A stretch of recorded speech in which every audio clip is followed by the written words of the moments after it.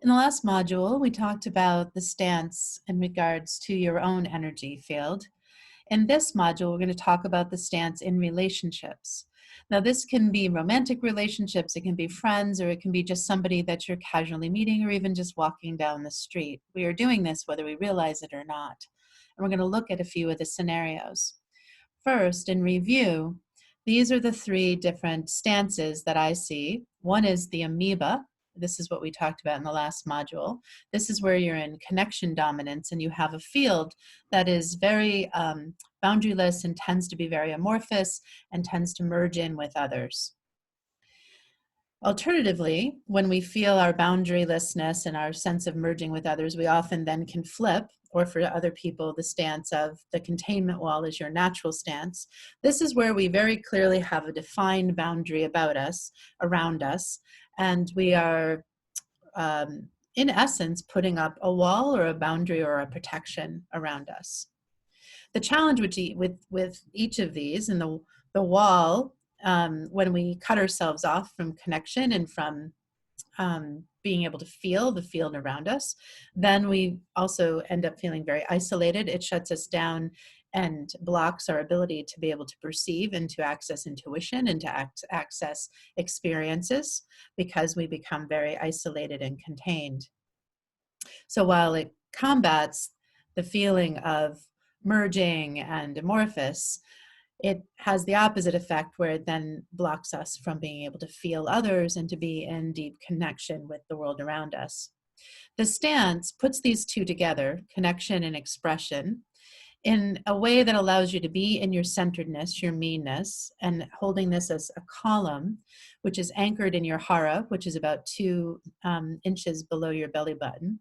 This idea of a column of you that then all around you has this field of perception.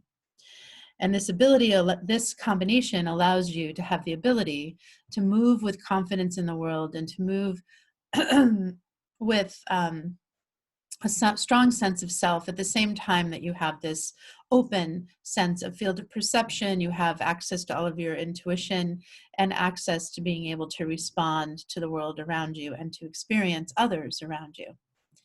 Now, what happens when two people in the amoeba stance come together? We end up with two kind of blob amoebas coming together and creating what I call me you. And it's this sense of where's me, where's you? And in romantic relationships, this quickly becomes codependence. It becomes this sense of I've lost myself, where do I go? I can't. And we tend to then want to rebel and respond by then pulling away and going both into wall situation. And it also, or one person going into wall, and we'll look at these different scenarios. But the me you, this merge sense, can be wonderful when it's conscious and it's an ecstatic state, or when you want to go into in lovemaking or in friendship, when you want to have that experience of deep union. But when we're doing it unconsciously, it just causes all sorts of confusion. And this is where the empath, this is the stance of the empath. And you put not just you and another person, but then put you with a bunch of people around you. And then it just becomes a big me you mess of all of the merging and all of that overwhelm. So the other alternative is two people in wall stance can come together. And when you have that wall up, you know, I'm me, you're you. But there's not much interaction there. There's not a sense of us. There's not a sense of real connection. And it can be neutral. It can also end up, though, with kind of power dynamics sometimes of power struggles, because there's no sense of other, and it can become a dominant kind of a war there. Or it can also just feel like, there was no connection there. I didn't feel anything. So this stance has the disadvantage of just not being able to feel the other and not being able to feel that connection. Often this is the stance that we'll start with somebody, and then we say, okay, you have to prove to me that you're somebody that I want to connect with. But that also has a lot of disadvantages to it. It doesn't give you a sense of the person.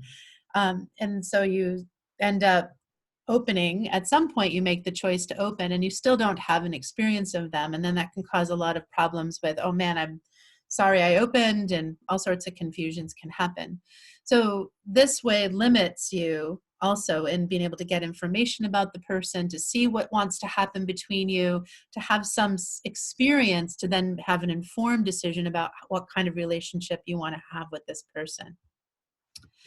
So then we've got the when amoeba meets the wall person, or the amoeba meets this containment field. And it doesn't matter if it's you or the other person, when it's one-on-one, what often happens, the amoeba version, if you're the amoeba and you approach somebody and they're a wall person, our tendency is to say, oh, I just need to like love them up more. I just need to like connect more.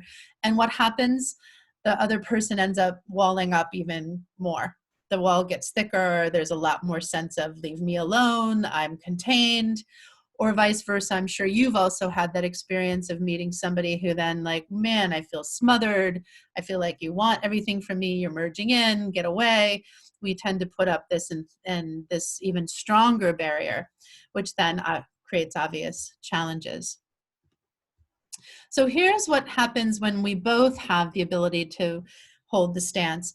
And in fact, it doesn't really matter when you're in the stance and you meet somebody else, whether they're an amoeba or they're a wall, this gives you a chance to hold your field, feel them, have the other person who's in the amoeba stance, who's in connection, feels connected to, and they're less likely to then glom onto you. It also encourages that amoeba person to stay in their core, and because you still have your strong boundary of you, that's this core of you that you can say, oh, me, you, energetically, and the other person, it encourages them to stay in their sense of self as well. And when two people are able to be in this stance, then now there is this field of possibility. This is where we come into purpose, we come into sense making, into synergy, into what wants to happen between us, into the space between us. And this is where we then get to choose what form of relationship do we want to have, what wants to happen between us. And there's all sorts of possibilities that open up where you're not battling between the wall or the amoeba and flip-flopping, each of us flip-flopping from expression and connection and back and forth. Because often what also happens in these, you might be the amoeba in the connection and the other person the wall, and another time you might be the wall and they might be the amoeba. We tend to flip-flop in these stances. And when you're in this non-ordinary stance, when you're in aligned power, when you're in your core and you have this open field and you're able to interact with others that are also in that stance, it creates a whole different possibility and a whole different field that you can navigate and choose together what's the highest potential and the highest form of the relationship.